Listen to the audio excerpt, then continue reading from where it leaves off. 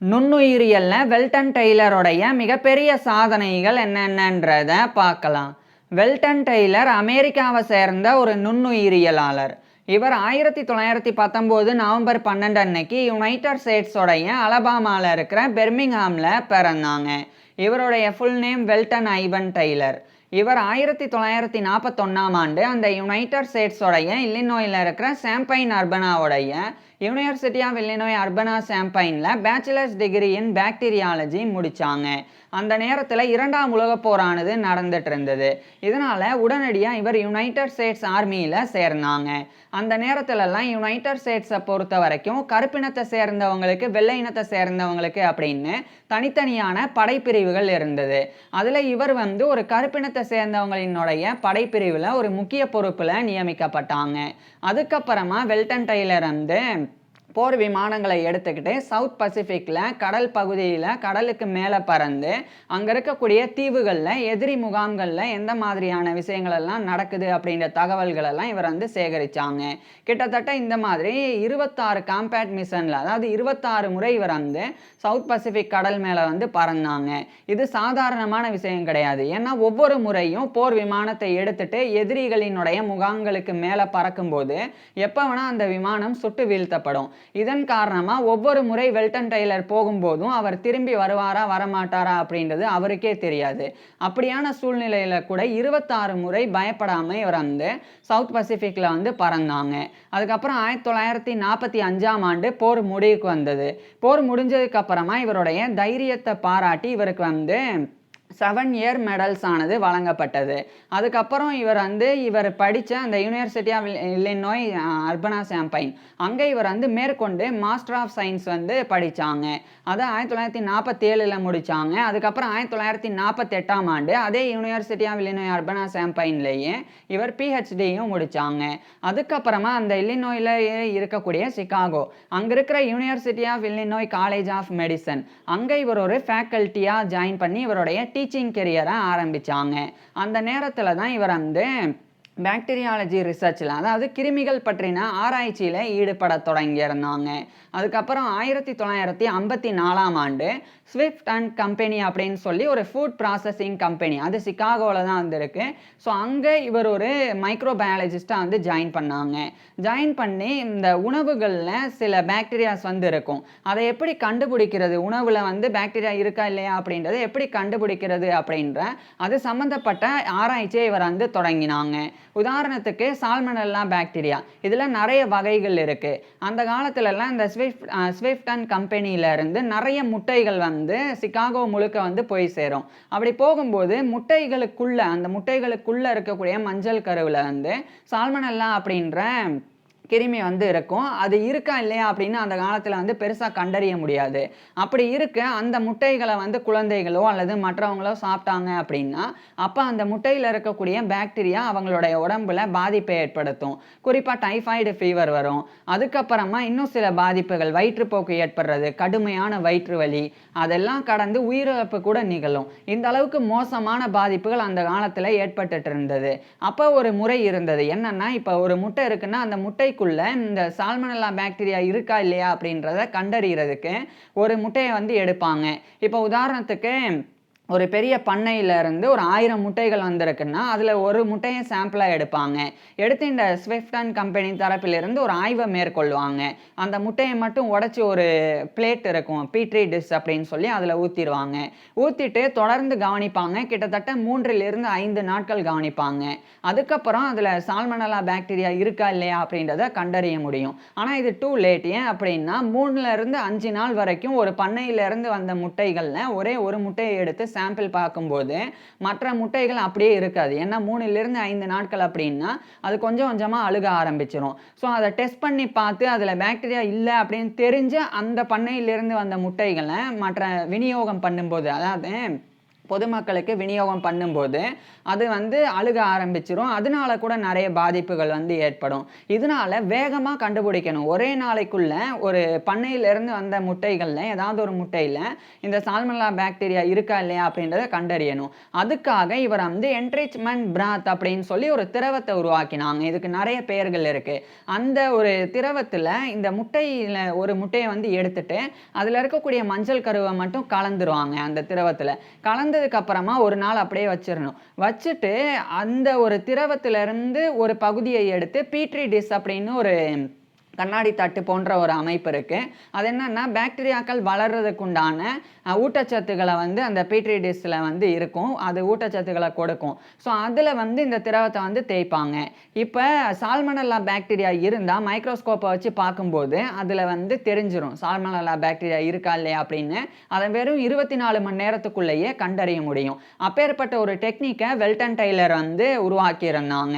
அதாவது ஃபர்ஸ்ட்டு என்ரிச்மென்ட் பிராத் அப்படின்னு சொல்லி ஒரு திரவம், அந்த திரவத்தில் மஞ்சள் கருவை கலப்பாங்க.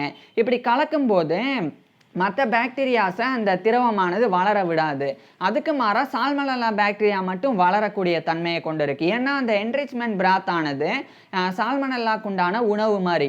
அதனால தான் அந்த மஞ்சள் கருவை எடுத்து அதில் கலந்த உடனே சால்மனல்லா பாக்டீரியா மட்டும் அதை நல்லா உண்டு நல்லா பெருசாக வளர்ந்துடும். அதுக்கப்புறம் அதிலிருந்து ஒரு சாம்பிளை எடுத்து பீட்ரி டிஷ்ல தேய்ச்சி மைக்ரோஸ்கோப்பை வச்சு பார்த்தா சால்மனல்லா பாக்டீரியா நல்லா பெருசாக தெரியும். ஸோ இருக்குது அப்படின்னு கண்டுபிடிச்சிடலாம்.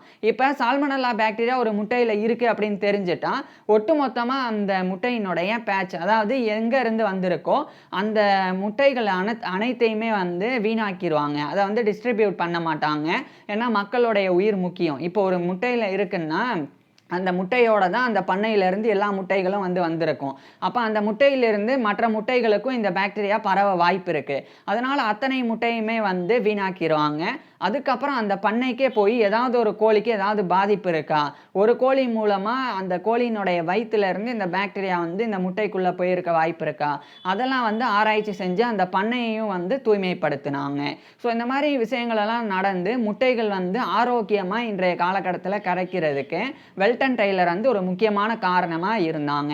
அதுக்கப்புறமா இன்னொரு முக்கியமான ஆராய்ச்சியை இவர் வந்து மேற்கொண்டு வந்தாங்க. இதை இவர் வந்து ஜான் சிலிக்கர் அப்படின்னு இவருடைய கொலீக் அவர் கூட தான் வந்து சேர்ந்து செஞ்சு வந்தாங்க. என்னன்னா இப்போ வந்து பாக்டீரியாக்கள் இருக்கு. இப்போ இருக்குன்னு தெரிஞ்ச உடனே அதை எப்படி அழிக்கிறது, அதுக்கு பாக்டீரியோஃபேஜஸ் அப்படின்னு சொல்லி ஒரு வைரஸ் இருக்கு. அதை வெல்டன் டெய்லர் வந்து முதல் முறை கவனிக்கிறாங்க. என்னன்னா இவர் வந்து நிறைய அந்த ஸ்விஃப்டன் கம்பெனியில் ஒர்க் பண்ணும்போது நிறைய நுண்கிருமிகளை வச்சு பாக்டீரியாஸை வச்சு ஆராய்ச்சி செஞ்சு வரும்போது குறிப்பிட்ட நேரத்தில் ஒரு குறிப்பிட்ட பிளேட்டில் அந்த பீட்ரி டிஷ்ல இருக்கக்கூடிய பாக்டீரியாக்கள் வந்து அழிஞ்சிட்டே இருந்தது. அது ஏன் அழியுது அப்படின்னு வெல்டன் டெய்லர் வந்து உன்னிப்பாக கவனிச்சாங்க. அப்போ தான் அதில் வந்து பாக்டீரியா பேஜஸ் அப்படின்ற ஒரு வகையான வைரஸ் இருக்குது அப்படின்றத கண்டறிகிறாங்க. அந்த வைரஸ் வந்து ஒரு ஸ்பேஸ் ஷிப் மாதிரி பாக்டீரியாக்கள் மீது படர்ந்து அந்த பாக்டீரியாக்களே அழிக்குது. அதாவது பாக்டீரியாக்கள் எப்படி நம்மளுடைய உடலை அழிக்குமோ அந்த மாதிரி பாக்டீரியாக்களை அந்த பாக்டீரியா ஃபேஜஸ் அப்படின்ற வைரஸ் அது வந்து அழிக்குது. அதை வெல்டன் டெய்லர் வந்து கவனிச்சிடறாங்க. இப்போ இவருக்கு ஒரு யோசனை. இதை கவனிச்ச உடனே அப்போ இந்த பாக்டீரியா ஃபேஜஸை வந்து ஸ்ப்ரே மாதிரி பண்ணிட்டோம்னா, அதாவது இந்த பாக்டீரியா ஃபேஜஸை நீரில் கலந்து அந்த நீர் முழுக்க நிறைய வைரஸஸாக மாறிடும். ஸோ பாக்டீரியா ஃபேஜஸ் அந்த மாதிரி மாற்றிட்டு அதை வந்து ஜெல்லாக மாற்றி அதை வந்து ஸ்ப்ரே பண்ணணும் உணவில். அப்படி ஸ்ப்ரே பண்ணால் அந்த பாக்டீரியாக்கள் வந்து அந்த உணவில் போனதுக்கப்புறம் ஏதாவது பாக்டீரியா இருந்தால் இந்த பாக்டீரியா ஃபேஜஸ் அப்படின்ற வைரஸ் அந்த பாக்டீரியாக்களை அழிச்சிரும். இந்த சிந்தனை இவருக்கு வருது. ஆனால் ஒரு விஷயம், இந்த பாக்டீரியா ஃபேஜஸ் ஆனது பாக்டீரியாக்களை மட்டும்தான் கொல்லுமா அல்லது மனிதர்களுடைய செல்களையும் கொன்னுருமா, அது தெரியணும். ஏன்னா சும்மா இந்த பாக்டீரியா ஃபேஜஸை வந்து ஒரு அந்த திரவமாக எடுத்து அதை வந்து உணவில் ஸ்ப்ரே பண்ணுறாங்க. இப்போ உதாரணத்துக்கு இறைச்சியில் வந்து ஸ்ப்ரே பண்ணிடுறாங்க. இறைச்சியில் இருக்கக்கூடிய பாக்டீரியா அழிஞ்சிரும். ஆனால் பாக்டீரியா ஃபேஜஸ் இறைச்சியில் அப்படியே இருக்கும். இப்போ அந்த உணவை வந்து ஒரு நபர் சாப்பிடும்போது அவருடைய உடம்புக்குள்ளே இந்த பாக்டீரியா ஃபேஜஸ் போகும். அப்படி போகுதுன்னா அது உடம்பை பாதிக்குமா, அதையும் வெல்டன் டெய்லர் வந்து உன்னிப்பாக கவனிச்சாங்க. அப்போ இவருக்கு தெரிய வந்தது என்னன்னா இது வந்து பாக்டீரியாக்களை மட்டும்தான் அழிக்கும் அப்படின்றது. ஸோ தெரிஞ்ச பிறகு 1959ஆம் ஆண்டு இவரும் அந்த ஜான் சிலிக்கர் ரெண்டு பேரும் சேர்ந்து அதுக்குண்டான ஒரு பேட்டன் வந்து வாங்குறாங்க. ஸோ காப்பிரைட் மாதிரி வாங்கிட்டு அந்த பாக்டீரியா ஃபேஜஸ் அப்படின்றத ஸ்ப்ரேவாக வந்து பண்ணுறாங்க. ஸோ இது 1959லேருந்து பயன்பாட்டிற்கு வருது. அப்போ இருந்து இப்போ வரைக்கும் இதை வந்து ஸ்ப்ரேவாக பண்ணி ஒரு முட்டை இருக்குன்னாலோ அல்லது இறைச்சி ஒரு இடத்துலேருந்து இன்னொரு இடத்துக்கு பேக் பண்ணி அனுப்பணும்னாலோ அதில் ஸ்ப்ரே பண்ணிடுவாங்க.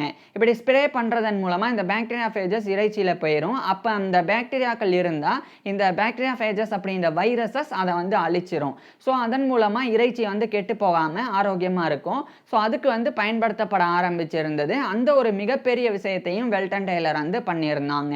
அதுக்கப்புறமா இவர் வந்து அந்த 1959ல் ஸ்விஃப்டன் கம்பெனியில இருந்து வெளியேறி அதே சிகாகோவில் இருக்கிற சில்ட்ரன்ஸ் மெமோரியல் ஹாஸ்பிட்டல், இது வந்து குழந்தைகளுக்கு உண்டான ஒரு மருத்துவமனை, அங்கே இவர் ஒரு மைக்ரோபயாலஜிஸ்டாக வந்து ஜாயின் பண்ணுறாங்க.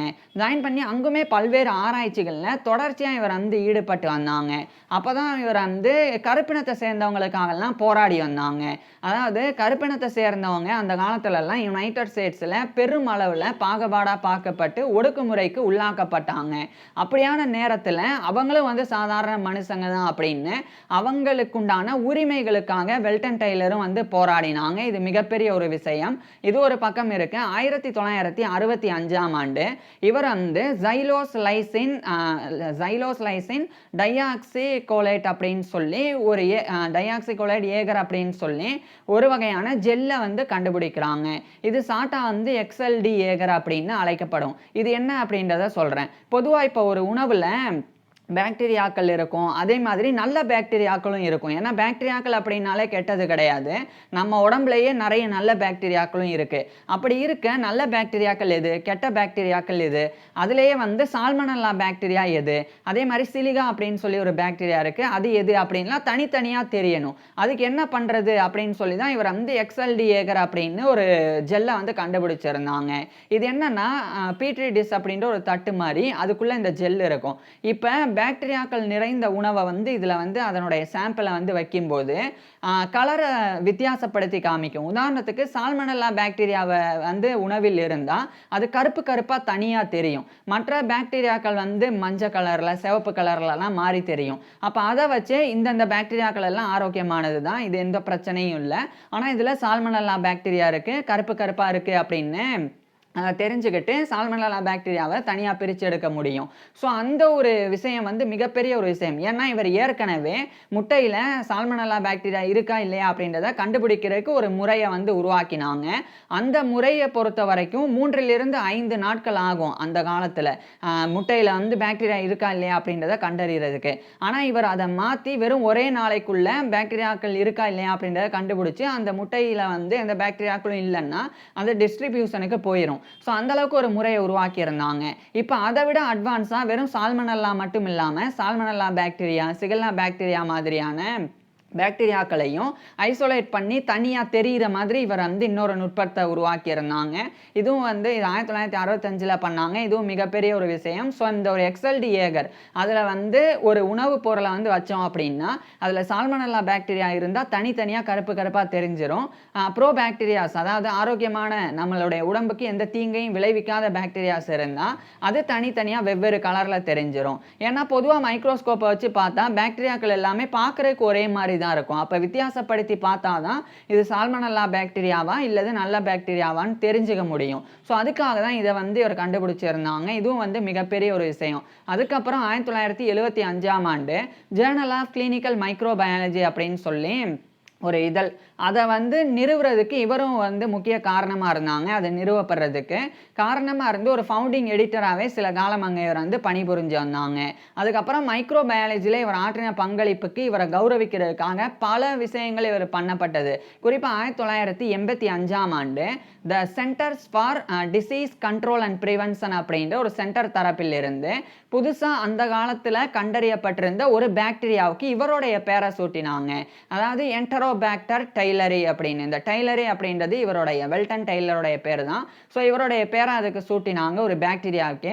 அந்த அளவுக்கு இவர் வந்து கௌரவிக்கப்பட்டாங்க. அதுக்கப்புறம் 2012 நவம்பர் 1 அன்னைக்கு இவருடைய 92 வயசில் வெல்டன் டெய்லர் வந்து இறந்து போனாங்க. இவர் இறந்து போனதுக்கு அப்புறமா national inventors hall of fame அதில் வந்து 2016ஆம் ஆண்டு இவர் வந்து சேர்க்கப்பட்டு கௌரவிக்கப்பட்டாங்க. ஸோ இறந்த பிறகும் இவர் கௌரவிக்கப்பட்ட அறியப்பட்டதுக்கு முக்கியமான காரணம் வாழும்போது இவர் செய்த சாதனைகள் தான். இதெல்லாம் வந்து சாதாரணமா சொல்லிறலாம். முட்டையில பாக்டீரியா இருக்கா இல்லையான்னு கண்டுபிடிச்சாரு. அடுத்து இறைச்சிய வந்து பாதுகாப்பாக்குறதுக்கு ஒரு முறைய கண்டுபிடிச்சாரு அப்படின்லாம். ஆனா இது சாதாரணமான விஷயம் கிடையாது. இதெல்லாம் வந்து ரொம்ப உன்னதமானது. இந்த பாக்டீரியாக்கள் இருக்கா இல்லையான்னு தெரிஞ்சா தான், அது சீக்கிரம் தெரிஞ்சா தான் ஆரோக்கியமான முட்டை குழந்தைகள் ஆரம்பிச்சு, சத்து குறைபாடு உள்ளவங்க வரைக்கும் போய் சேரும் வேகமா. அதே சமயம் இறைச்சிகளும் அதே மாதிரி தான். ஸோ இவ்வளோ விஷயங்கள் வந்து செஞ்ச இந்த வெல்டன் டைலர் இவர பத்தி நீங்க என்ன நினைக்கிறீங்க? அத கீழ கமெண்ட்ஸ்ல சொல்லுங்க. அதே மாரி இவருடைய ஃபுல் லைஃப் ஹிஸ்டரிய நான் ஏற்கனவே பேசியிருக்கேன். அத பார்க்குறதுக்கு கீழ டிஸ்கிரிப்ஷன்ல லிங்க் குடுத்துருக்கிறேன். கட்டாயமா பாருங்க. அது மட்டும் இல்லாம, இப்ப நான் பேசின எல்லா விஷயங்களையுமே டெக்ஸ்ட்டாவும் டிஸ்கிரிப்ஷன்ல குடுத்துருக்கிறேன். வேணும்னா அதையும் படிச்சு பார்க்கலாம்.